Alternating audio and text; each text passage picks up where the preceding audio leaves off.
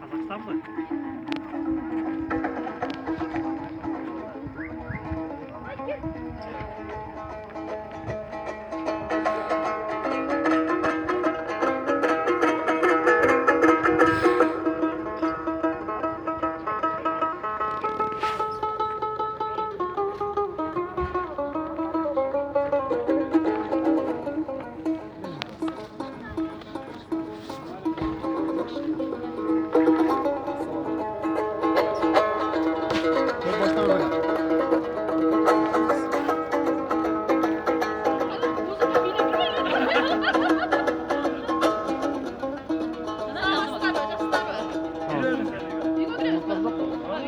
Var içeri. Gelin kızlar içeri.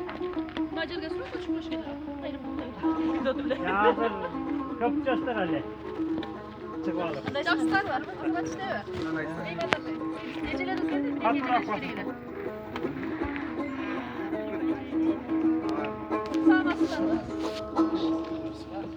Arkadaşlar,